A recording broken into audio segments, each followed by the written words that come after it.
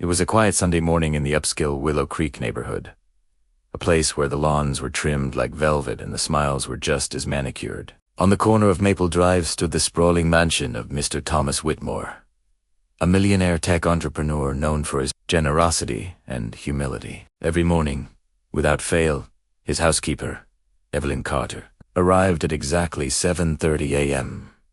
Evelyn was a kind-hearted black woman in her early 50s. Her eyes carried the wisdom of hardship, and her hands bore the gentle grace of years spent nurturing other people's homes while her own life had seen storms. For over 15 years, she had worked for the Whitmore family, raising their kids when their mother passed away, cooking, cleaning, and becoming a quiet pillar in their lives. But not everyone in the neighborhood shared the same warmth. Across the street lived Mrs. Karen Whitfield, a white woman whose days were spent gossiping, criticizing, and nursing a quiet prejudice that she called concern. Ever since Evelyn had started coming to the mansion, Karen had watched her like a hawk. She never saw Evelyn as an employee, just a help, someone who didn't belong in their high-class neighborhood. That Sunday, the sun had just begun to climb when Evelyn stepped out of her small Toyota, balancing a basket of fresh laundry. She smiled politely as she passed Karen, who was trimming her roses. "Good morning," Evelyn greeted softly. Karen didn't reply. She simply squinted, her lips curling. "Morning," she muttered under her breath, her tone dripping with contempt.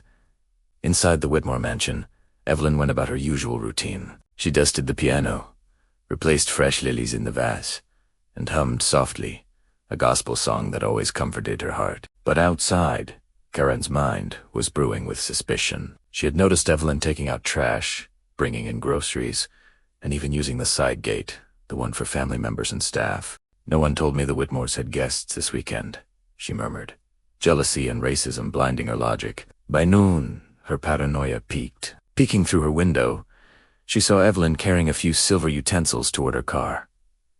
Items Evelyn was taking to get polished, as her employer had requested. To Karen, however, it looked like theft. She grabbed her phone. "Hello, officer. I'd like to report a robbery in progress," she said, her voice trembling with self-righteous fury. "Yes, a black woman. She's stealing from the Whitmore mansion." Within 10 minutes, 2 police cars screeched into the driveway. Evelyn was folding sheets in the living room when the loud knock startled her. She hurried to the door, wiping her hands on her apron. "Good afternoon, officers. Can I help you?" Ask it, ma'am. "We received a report of theft from this address," one of them said sharply. "We need to ask you some questions." Evelyn blinked, confused. "Theft? I think there's been a mistake. I'm Mr. Whitmore's housekeeper." "Ma'am, we'll need to see some identification," the officer said, his tone skeptical. Evelyn fumbled for her ID, her hands trembling. "It's in my purse. Please." Before she could reach it, Karen appeared across the street, shouting, "That's her. That's the woman I saw taking silverware to her car.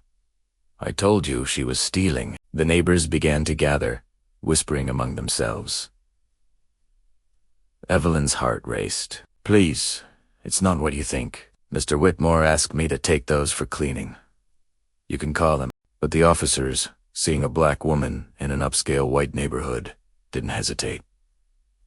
"Ma'am, step outside. We're going to have to detain you for questioning."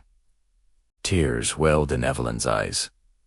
"Please, don't do this. My employer, he'll explain.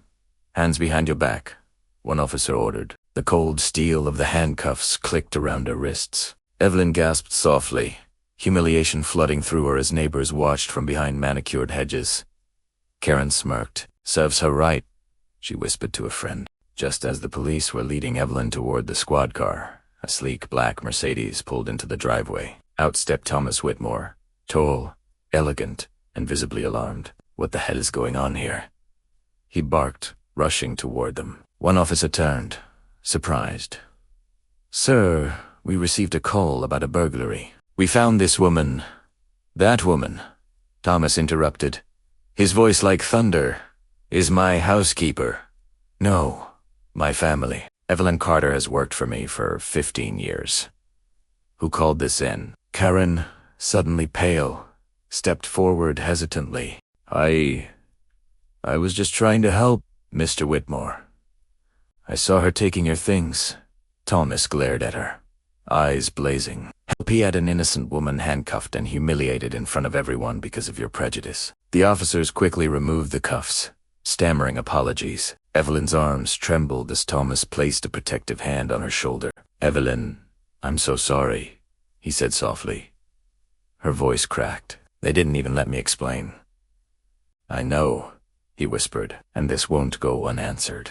The following day, Thomas called a press conference right in front of his mansion. News vans lined the street, and the neighborhood watched as he stepped up to the microphone with Evelyn beside him. Yesterday, he began, an innocent woman was arrested because someone thought her skin color made her a suspect. The crowd murmured. Karen tried to hide behind her curtains, but Thomas's words were merciless. This woman, he continued, voice breaking slightly, helped raise my children. She cared for my dying wife when even I couldn't find the strength, and for that she was treated like a criminal in her own workplace, in front of her community. He turned to Evelyn. I owe you more than words. Then, to the astonishment of everyone, Thomas announced, effective immediately, I am promoting Evelyn Carter to head of household operations. And to make things right, I'm transferring a 10% equity share in Whitmore Technologies to her name.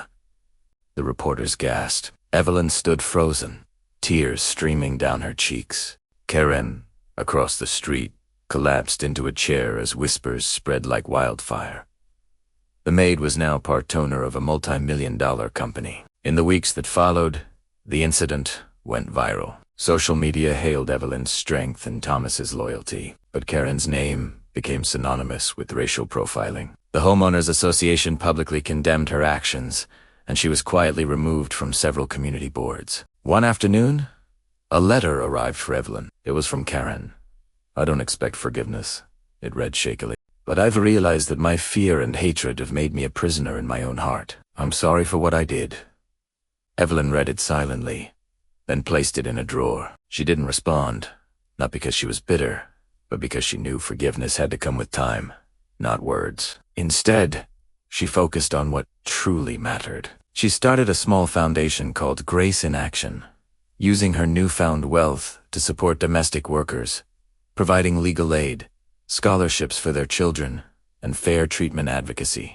Every Sunday she still went to the Whitmore mansion, not to clean, but to visit his family. One morning, Thomas's daughter, Lily, now a teenager, asked her, Miss Evelyn, do you ever think about that day? Evelyn smiled faintly. Sometimes, but I don't let it define me. People's hate says more about them than about you. What matters is how you rise after being broken. She looked out the window toward Karen's old house, now sold to a kind family. Some storms come to wash away what we no longer need, she whispered. Years later, when Thomas passed away, his will was made public. Among his many charitable bequests, one stood out. To Evelyn Carter, my truest friend and moral compass. I leave a mansion she helped build with her kindness and strength, because no amount of money could ever repay what she gave us. Evelyn stood in the same living room where she was once handcuffed, now surrounded by the family who loved her. Tears glistened in her eyes. God works in mysterious ways, she whispered. She walked to the window, sunlight pouring in, and smiled. The world outside looked different, softer. For Evelyn Carter, the Maid once humiliated, had become the heart of Willow Creek, a symbol that dignity cannot be arrested, and love always finds its justice.